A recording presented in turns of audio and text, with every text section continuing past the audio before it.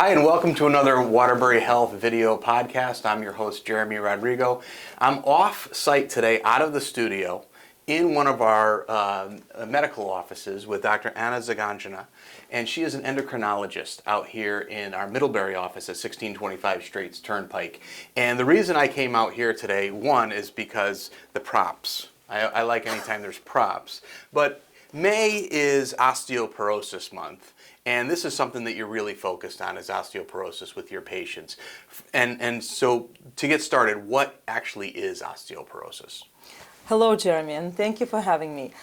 Osteoporosis is a very common condition, and it refers to the condition when bones become weak and more porous. That's the name that stands for osteoporous, weak bones. Yeah. So this is the normal bone when it's dense and you can see the structure. And this is a disease bone when it becomes more porous. And from that, it becomes more fragile and prone to fractures. Mm-hmm. There's also another condition that is called osteopenia. This is when the bones become weaker and more frail, but not quite as prone to fractures as in osteoporosis. So this is something leading to osteoporosis.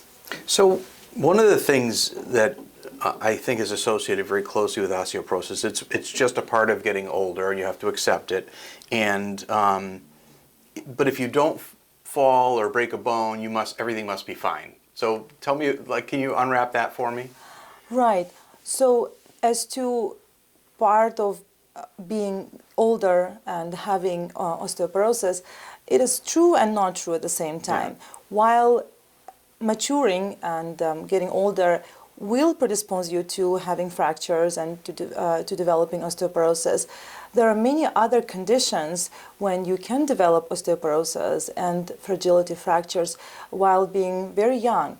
There are many medications that can lead you to have osteoporosis. For example, taking steroids for a prolonged period of time, or having some conditions with your bowels, inflammatory bowel conditions. Yeah.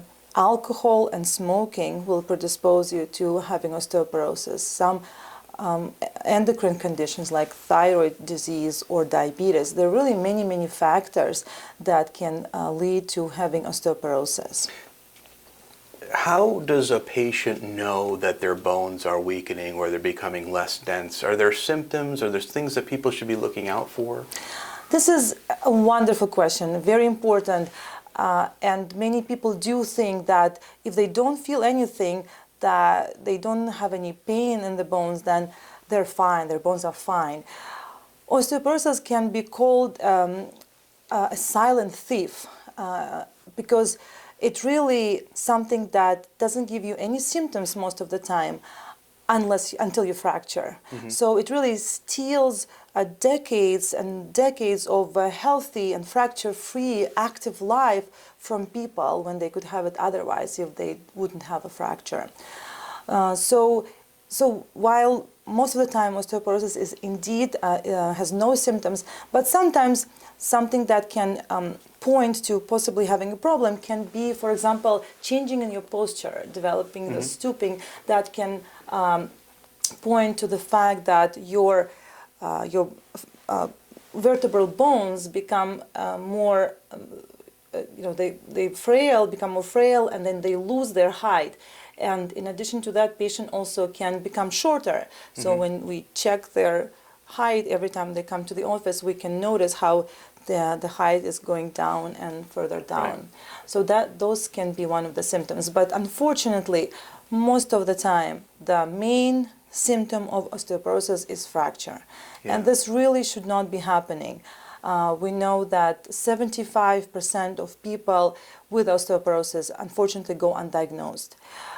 So this is why it is very important to bring awareness to this disease, talk about it, to really remind people, to the people, that it's very important to have the testing for osteoporosis. And what is the testing for osteoporosis? Like, how is it an invasive thing? Is it something that can be done in an outpatient setting? What does the test look like for a patient? The testing for osteoporosis is called DEXA scan, or it stands for Dual Energy X-ray Absorptiometry. It is a very simple, basically X-ray, and it has a much lower dose of radiation than even X-ray. They say that having a bone density scan will give you less radiation than flying over Atlantic Ocean on the plane. It is easily done. It takes around 10-15 minutes, and it checks your bone densities, bone mineral density in the three most indicative sites, which is the spine, the hip, and also the distal radius. And what it does, it measures the calcium and other mineral content of your bones. And if it goes down, it will indicate that those are bones that are more likely to fracture. So even with or without a test, and somebody wants to stay healthy as they're getting older, what are some of the things they can do to stay healthy, keep their bones healthy and strong as possible as they get older, and as whether they have a diagnosis of having osteoporosis or not? What do you suggest people do to stay strong, keep strong bones?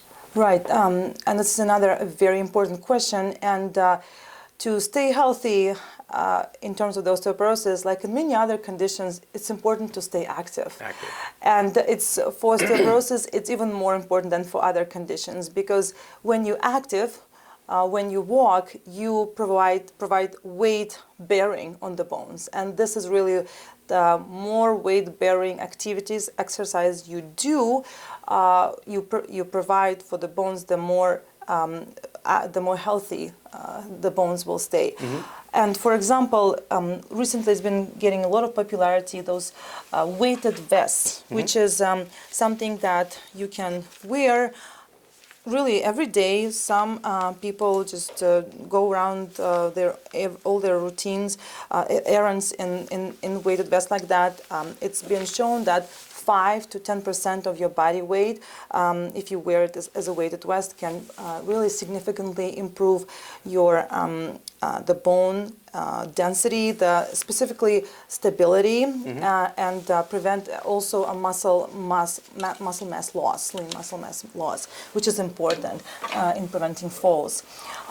We at Waterbury Hospital, at Waterbury Health System, have a great resource, which is an access rehab program. They have a specialized structured osteoporosis program where specially trained physical therapists do dedicated exercises with patients that address really 3 pillars of osteoporosis care: training for more stability, more flexibility, and strength. And that's been really, really helpful to a lot of the patients we see here. And let's talk about, I'm glad that you brought up about Access Rehab and our partnership with Access Rehab, because they're fantastic. But let's talk about things like eating well, and the things that you can be doing at home to keep yourself healthy. And part of that is a good diet. Exactly, that's definitely the mainstay of healthy bones and overall healthy living.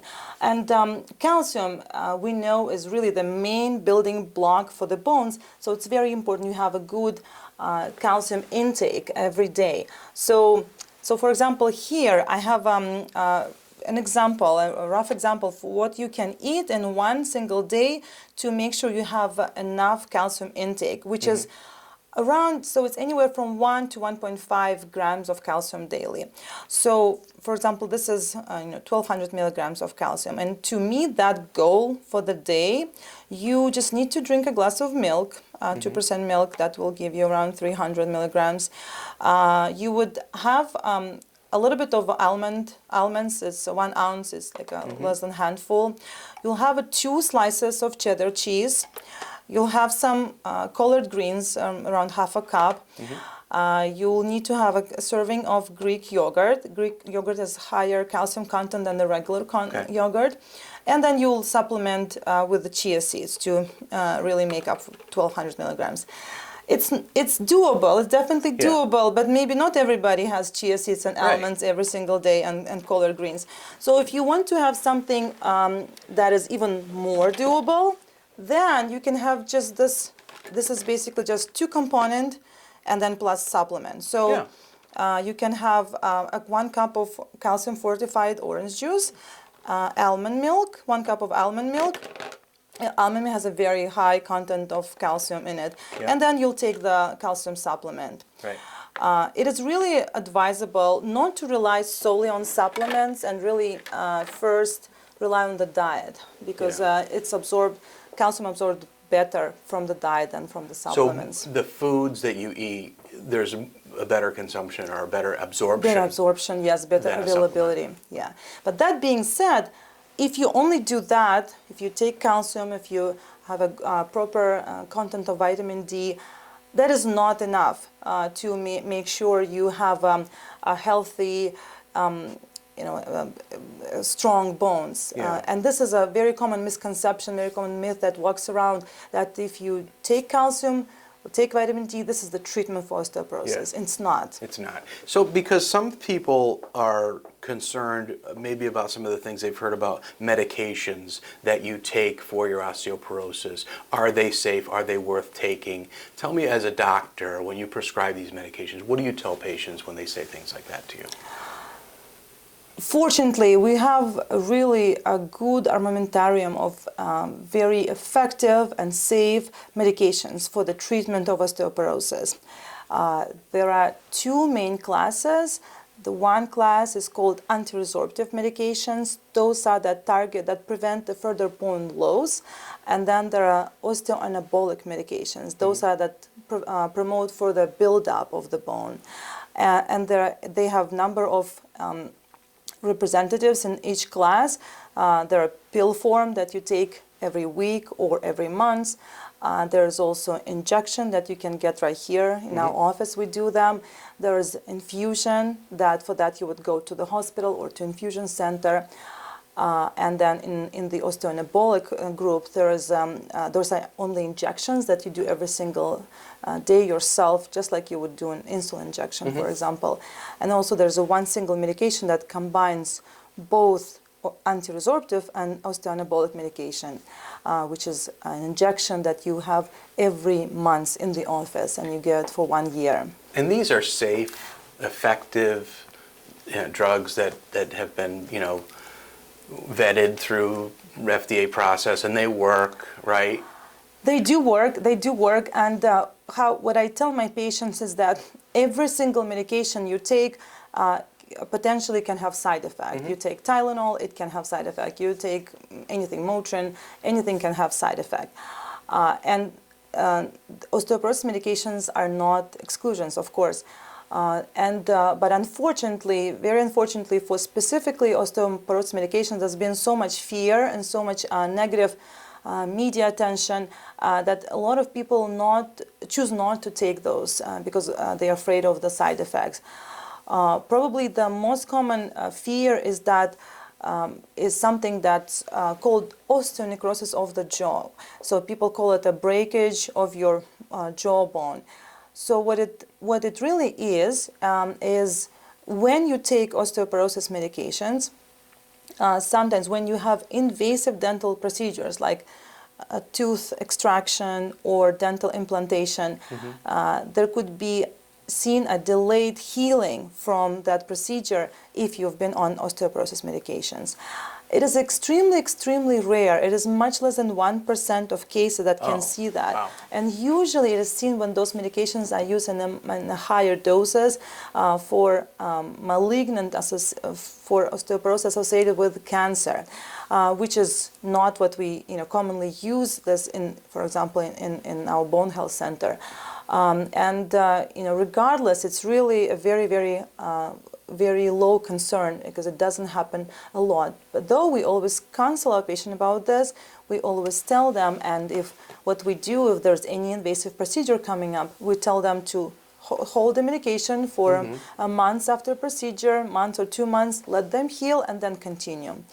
And we haven't been seeing a problem with that. That's excellent, and that's where medical providers, consulting your medical provider, your physician, and talking about different things going on in your life, like a dental procedure, makes a lot of sense. Yes. Because, you may not think that it's related, but it might be, and bring it up, right? Bring it up to your medical provider. Definitely, definitely. And so the one last thing is, this is a big myth, and that osteoporosis only affects women. Is that true? That is not quite true. It's not. While osteoporosis is more common in women, and in fact, some data says that it will affect up to 1 in every 2 women in menopause, and 1 in every 2 women will develop osteoporotic fracture. Men have osteoporosis also very, very frequently. 1 out of 5 men after age of 50 will develop fragility fracture, will develop osteoporosis.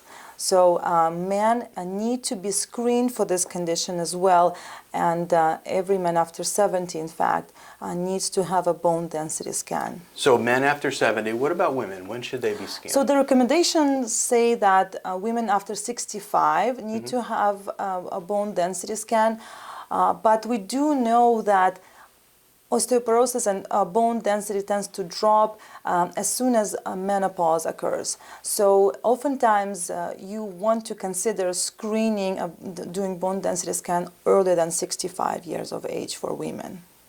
Thank you for this information. Dr. Anna Ziganshina runs the Bone Health Center here at Waterbury Health. You're an endocrinologist. You're located at 1625 Streets Turnpike. If you need to see her, please do. You have an office here where you're taking care of patients every single day to make sure that they stay healthy as they can be. You gave some great advice today. We really appreciate it. We will catch you next. Thank you for joining me, first of all. And we'll catch you next time. Thank you.